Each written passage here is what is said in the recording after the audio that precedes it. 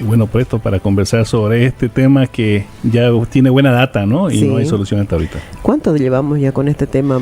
¿Un año? No más. Más de un año. Esto se dio el punto de inicio, se despertó, como yo digo, el tipo de cambio paralelo en febrero del año 2023. 2 años, entonces, 2 años y 2 meses. Correcto.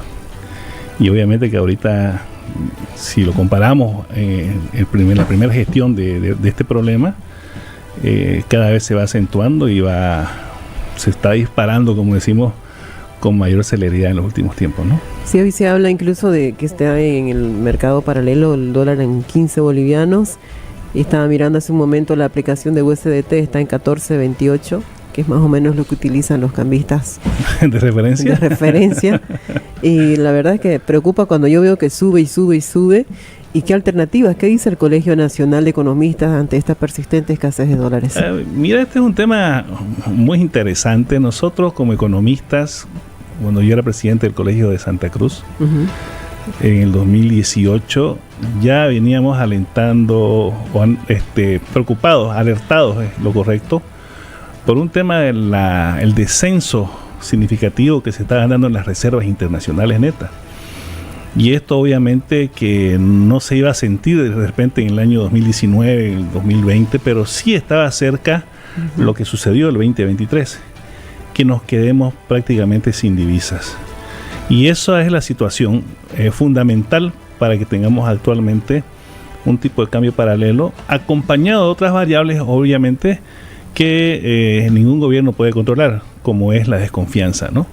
Entonces, hoy en día, las RIN, como le decimos nosotros, están compuestas en su mayor parte, hablando de más del 98% de oro, y el oro obviamente no te sirve para transar, ¿no? Mientras no se dé una solución o una estabilización nuevamente de las reservas, obviamente que el tipo de cambio va a seguir escalando, ¿no? Y a la fecha no vemos nosotros una medida, aparte que comentarte que la solución no está dada para que sea en 1 mes, 2 meses, 3 meses, 6 meses. El tema de las reservas internacionales y la acumulación de reservas en divisas puede tardar unos buenos 2, 3 años, dependiendo de las medidas. Sí, hemos tardado 2 años y 2 meses, bueno, ahora, ¿no? Me imagino que va a ser el doble de tiempo seguramente para poder recuperar. Depende mucho de las políticas, ¿no? Y obviamente del golpe de confianza que pueda darse nuevamente de la ciudadanía hacia los gobernantes y hacia las instituciones del Estado, ¿no? Jorge, el presidente de la CAO, Klaus Fredling, hablaba de un 140% en las transacciones de las importaciones. Queremos entender esto. También quien le preocupaba este tema era Oscar Mario Justiniano. ¿Por qué se da este 140% en las transacciones? Bueno, entender que hace más de 2 años, hace 2 años y medio, esta comisión, por si acaso, era de 2%. Sí. Es una comisión que se paga justamente por el servicio de la remesa. Y aún así la sentíamos alta en esa época. No, era carísimo, sí. ¿no? Renegábamos 2% tan loco, decíamos, ¿no? Sí. Entonces, es el pago que se hace para que tus dólares puedan llegar a cualquier parte del mundo. Correcto. Entonces, esta comisión va a fluctuar, bueno, y de acuerdo ya a la última circular que saca la AFI, va a estar fluctuando dependiendo justamente de la disponibilidad de dólares. En última instancia es eso. Mientras más caro sea tu comisión, podemos interpretar de que obviamente la escasez es más grave, ¿no?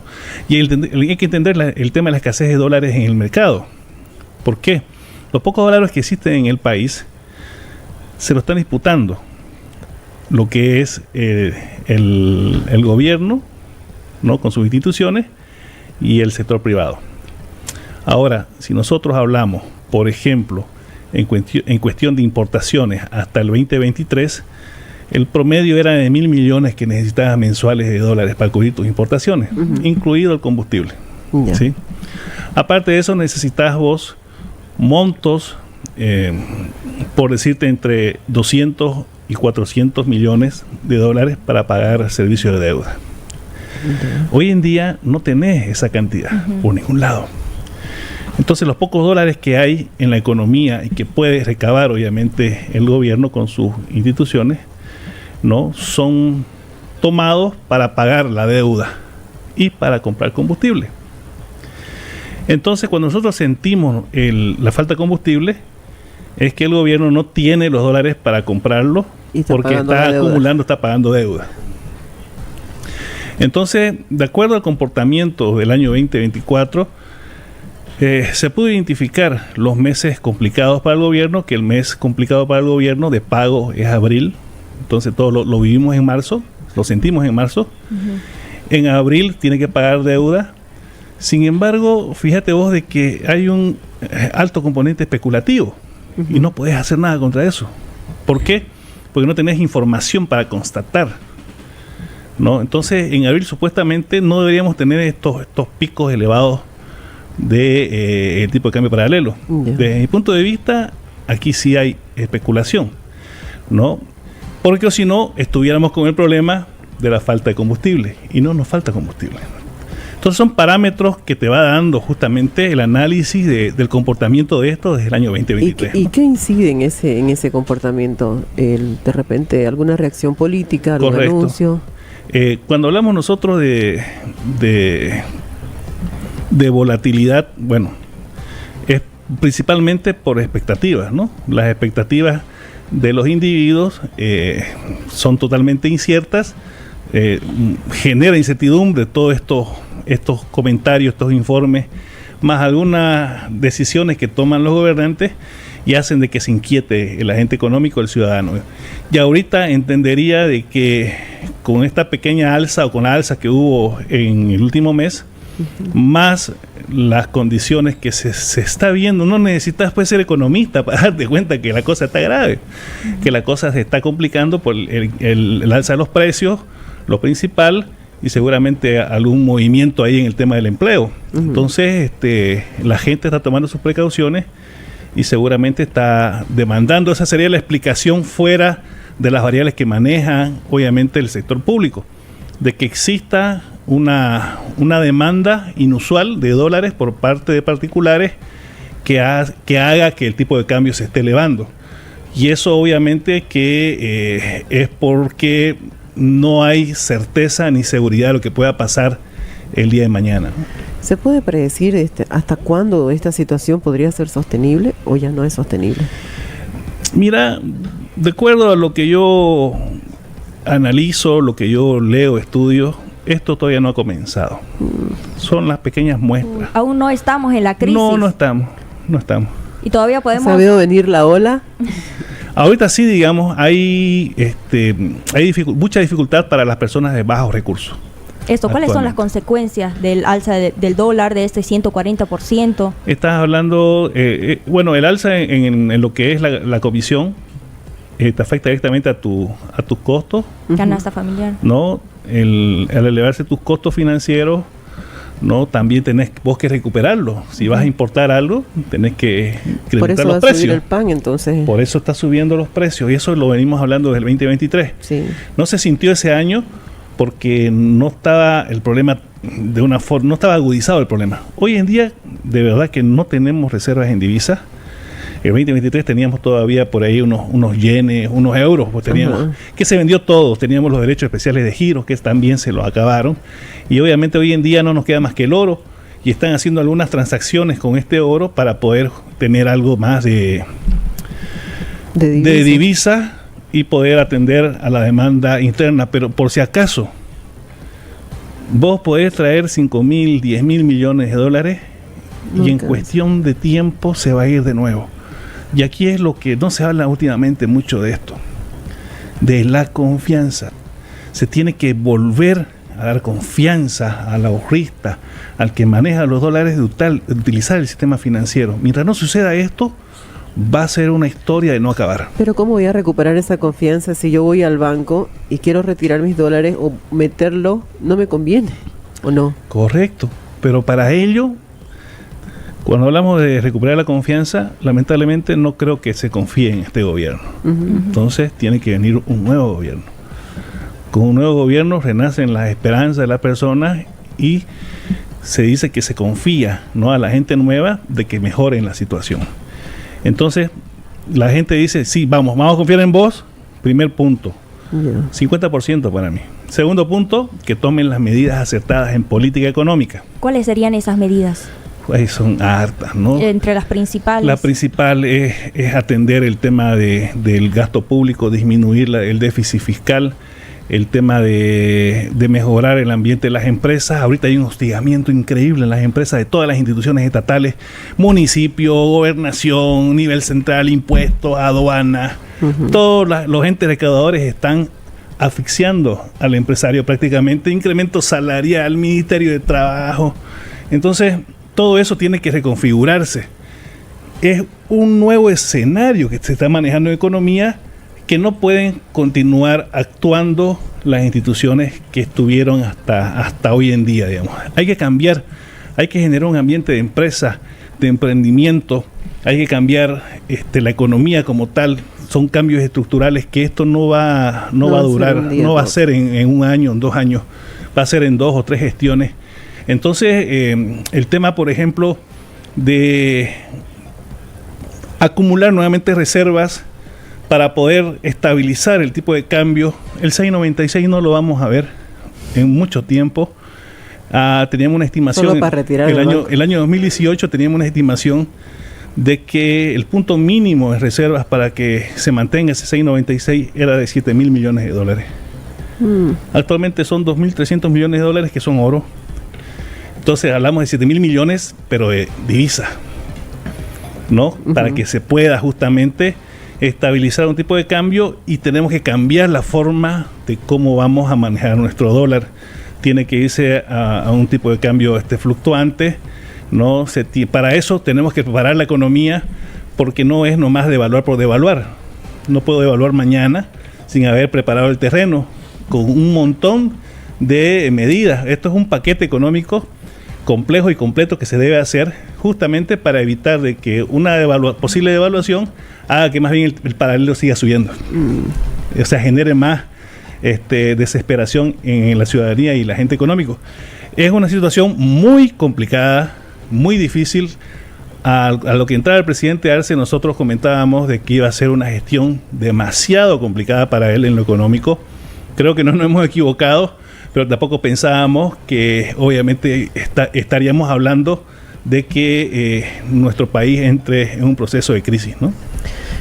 Jorge, ¿qué podemos hacer nosotros como oyente o como usuario o como boliviano simple que no conoce de economía? ¿Qué puedo hacer al respecto en este caso? Mira, atender los planes de repente de gobierno para elegir bien, porque quedan todavía 136 días para las elecciones, 135 días. Yo creo que en el corto plazo que se vienen las elecciones, obviamente que tenemos que pensar bien en quién vamos a confiar. Sí, elegir de repente no a un presidente, y eso es lo que yo no he visto hasta ahorita, sino al equipo con el que un presidente va a ir adelante. La confianza no puede ser solamente una persona, ¿sí? Podríamos decir que sí es el principal, pero tenemos que conocer pues con qué gente va a trabajar.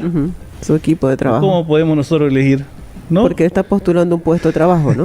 Correcto. Entonces, si bien falta todavía, porque es un proceso también esto, no es que lo tengan ya listo, ni diputados, ni senadores, ni ministros, ni nada, pero obviamente que hay que elegir a la persona que nos dé mayor confianza, que nos presente un plan de gobierno o un plan mesurado para manejar el aparato estatal, y que te garantice que te va a solucionar el problema, o por lo menos va a mejorar tu situación y no va a empeorar. El peor escenario es que entre un nuevo gobierno y que profundice esta crisis. Ese es el peor escenario, ¿no? Entonces, yo creo que tenemos que exigir a los candidatos que nos presenten propuestas claras, ¿no? Y obviamente en base a eso podamos tener la mejor elección. Es más, yo en un momento siempre sostuve de que era posible tener un candidato potente y fuerte cuando obviamente se alejen los intereses mezquinos o individuales, ¿no? Pero eso está en nuestro ser, somos seres humanos, es casi imposible de que se pueda dar, de que yo ceda, digamos, algún espacio, ¿no? a otra persona, y esto nos complica mucho, porque vas a tener muchas opciones y obviamente que eso va a aplanar el tema de los porcentajes que definan al presidente.